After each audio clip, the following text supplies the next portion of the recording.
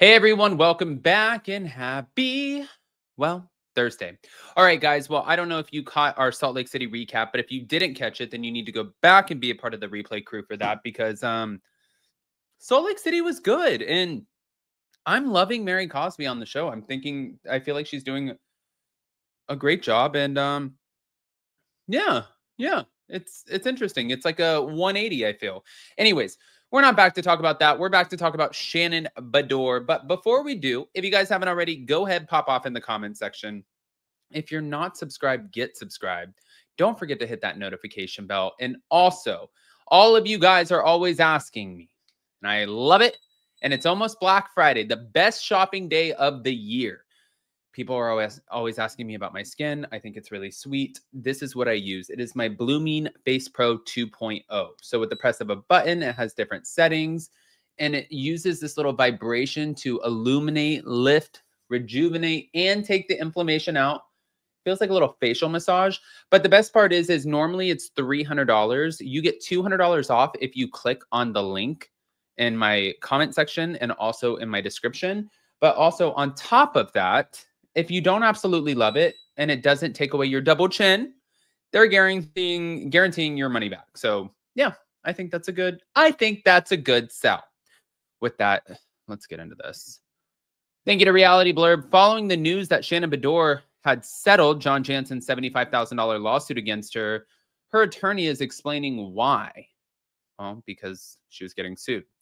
Days after a notice of settlement of entire case was filed to dismiss the case, Shannon's representation revealed that while he was confident that his client would have come out victorious if the case had gone to trial, Shannon did what she felt was best for herself, both emotionally and financially. They said Shannon made an incredibly smart, emotional, and financial decision in deciding to settle this case. That's what her attorney, Dave, told Page 6 on November 19th, saying that the premise of John's lawsuit was shameful. I don't know if the lawsuit was shameful, especially with the way that she wasn't able to kind of explain it. He sent her a promissory note 2 weeks after he gave her the loan. I don't think that part is shameful. I don't think him wanting his money back is shameful. I think I'm all about tit for tat, though. If he wants his money back, then I think that she should get her money back that she put into the relationship. However, she didn't put any money, like the money that she put into the relationship with John and the things that she paid for, she never presented them as if they were a loan or something that she wanted to be reimbursed for. So that was the difference. The fact that he gave her a promissory note and she never gave him a promissory note, and I don't think that she ever would have. I think that was the discrepancy in this particular situation. Anyways, back to it though. In March of this year, months after the start of the relationship with his now fiance, Alexis Bellino, whose ex-husband, Jim Bellino, previously sued Shannon for defamation, John accused Shannon of committing promissory fraud by not paying him back the $75,000 that he claimed to have loaned her for a facelift. However, while John said that he sent Shannon a $40,000 wire transfer in January of 2022 and wrote her a check for the rest in May of 2023, she insisted that the money he gave her was a gift. No, see, and that's where I disagree. Nothing happened with them in between the 2-week time that we know of. So if he gave you the money and then sent you the promissory note, I understand that normally in any situation, you would send a promissory note up front before you actually gave the loan.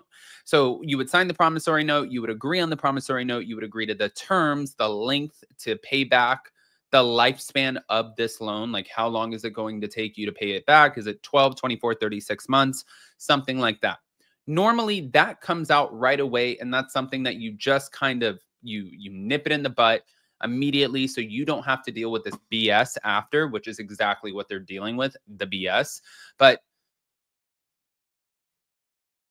he still gave it to her 2 weeks later. And I feel the reason that it took 2 weeks, and trust me, I'm not a John Jansen or Alexis Bellino fan. I'm not even a Shannon fan. You guys know this. But I am on her. I'm on both sides for this. I think he gave her the promissory note 2 weeks later because he was like, "Hold on, let me just go get you the money, and then I'll have a lawyer draft up the promissory note, and then when I get it to you, you're just gonna go ahead and sign it." But she was like, "Well, I was never told." And then I took the money, and I didn't know I had to pay it back, because people are just giving out $75,000 all over the place right now. You get 75, you get 75, you get a car, you get a car, you get a car. We're all Oprah now. We're just giving out all kinds of right? No. That's exactly John Jansen's point. We are not.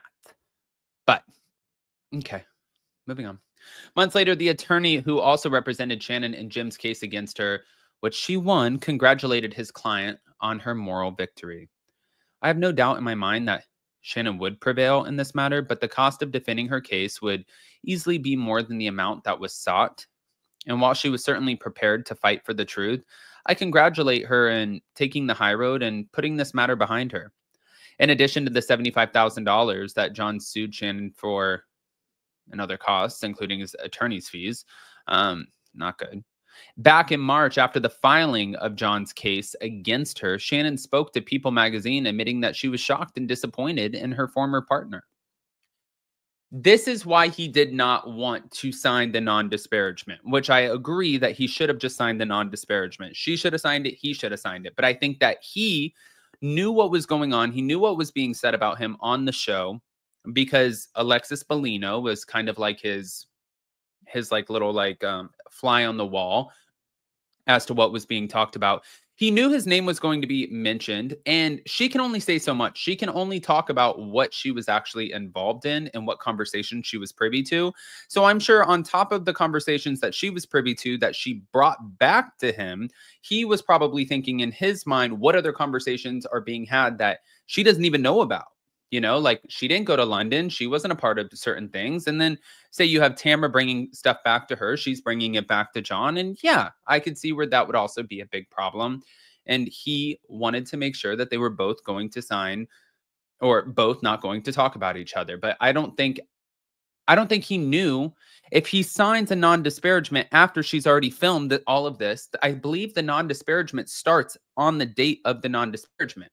So I think in his mind, he was like, well, if all of this plays out and she does trash me on the show, then I can't defend myself. So why now would I sign a mutual non-disparagement? Doesn't make sense. But hold on. Not done. Not done.